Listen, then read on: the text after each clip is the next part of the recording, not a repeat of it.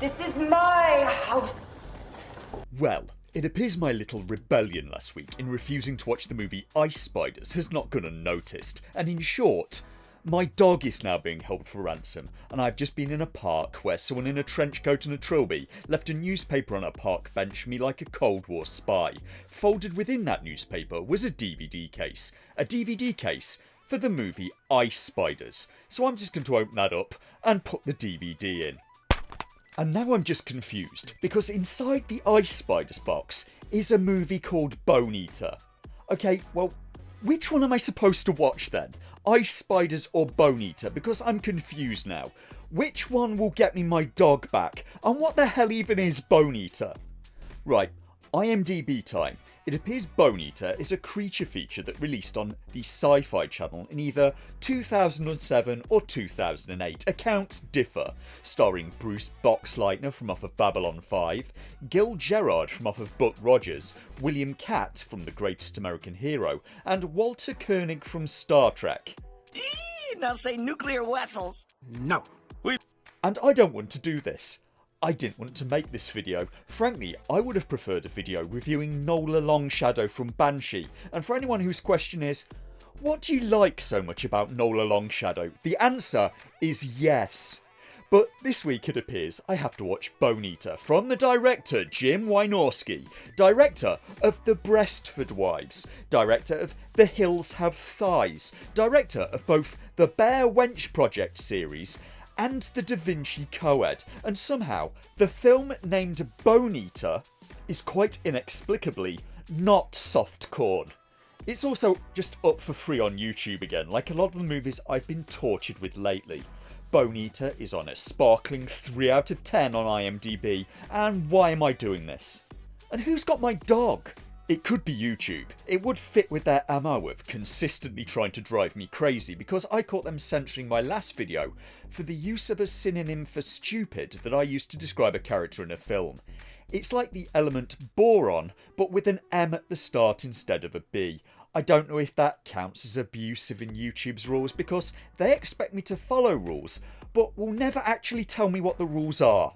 Maybe boron is classed as discriminatory to them. If so, I apologise wholeheartedly to Natasha Henstridge's entirely fictional character in the movie Ghosts of Mars if I offended her delicate sensibilities. Meanwhile though, YouTube, this kind of content's fine, is it?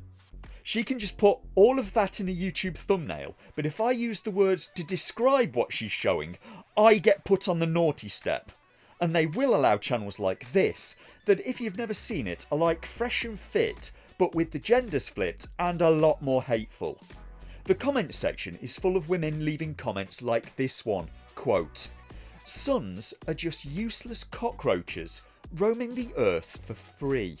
And also that men are, quote, "parasites." Now, if you find yourself talking about half of humanity, like the nasties talked about the Jews, more so if it's your own sons, maybe seek professional help. I mean, damn, some of you ladies frankly make it very difficult to like you. Why can't you be more like Nola Longshadow? But I'll stay away from saying bore on YouTube. After all, I wouldn't want to be hateful. And thanks for recommending that channel to me as well. Anyway, the movie. According to IMDb, the plot is that an ancient Native American legend of the Bone Eater rises up and begins terrorising the local townspeople. So, why have I been given this movie? I like most of the named actors in it. What could possibly be wrong with it? It's not corn, right? So what's so bad about it? Oh, those special effects. Oh no, look at it. It's worse than the CGI rock in The Mummy Returns. And movies like this teach me things because the story to Bone Eater is a bit cookie cutter. And the acting is mostly fine, the sound works, it's not badly directed. The entire problem for me with the movie is the creature effects. Having a creature feature with a bad creature is just untenable. That and the fact that the end is a bit of an anticlimax. I was curious about when the first creature feature was, because I immediately thought of Hollywood and also Hammer Horror in the UK, but no, it seems the original creature feature was from Germany, and a silent film from all the way back in 1915 called Der Golem, and later with the 1922 movie Nosferatu based on Bram Stoker's Dracula that started the idea of the creature feature. So from here on in we get into spoilers. The movie opens and some workmen are preparing the ground for a building project in America when they come across Native American artefacts buried on a building site.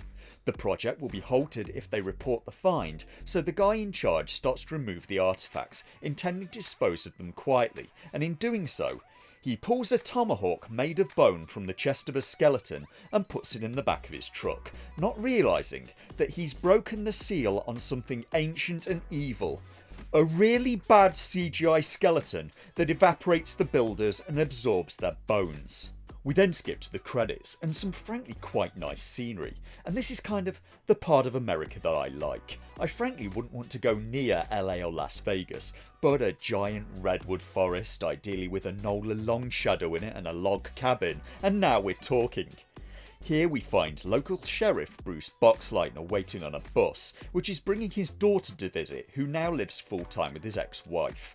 And he has a shock because he hasn't seen her in 2 years, and all of a sudden his young daughter is quite woman-shaped.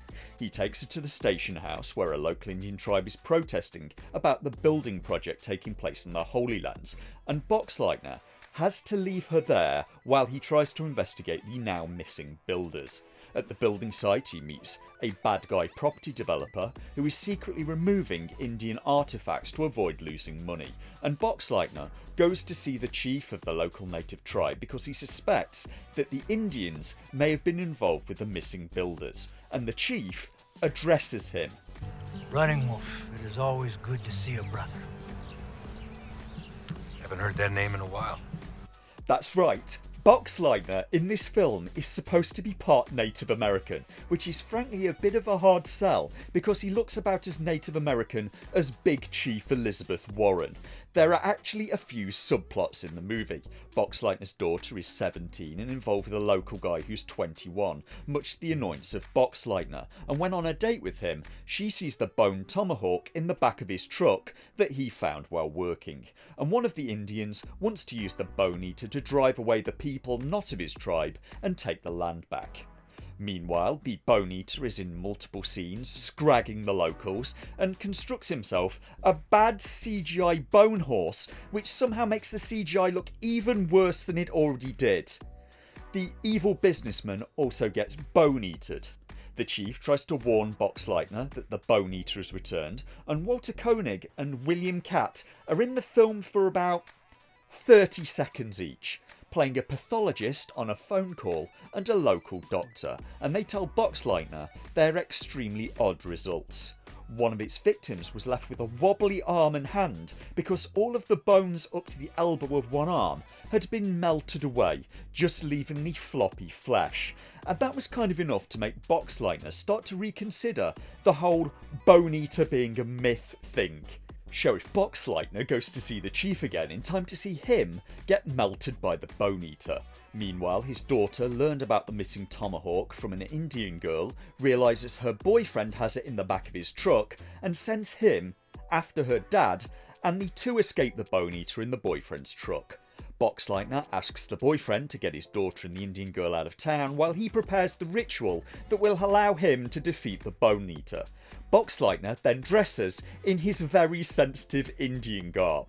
He ends up looking like William Shatner in the film White Comanche. The rogue Indian then turns up. Him and Boxleitner have a knife fight with a classic Boxleitner fight sequence that you'll be familiar with if you ever watched any Babylon 5. He then meets the Bone Eater, throws the tomahawk into its chest, and it instantly croaks.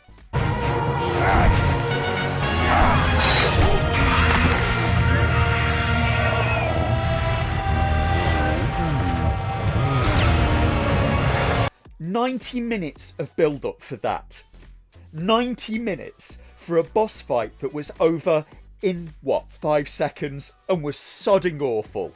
The one thing I didn't anticipate was that the movie on YouTube would have loads of comments from people claiming to be Native Americans, praising the movie for how respectful it was to their people and culture.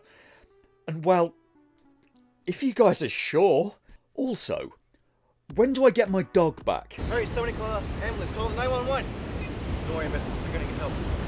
Please, we need an ambulance now. A woman has been stung on the beach. What happened to her? I don't know, something about a giant jumbo jellyfish. Fuck. Jesus.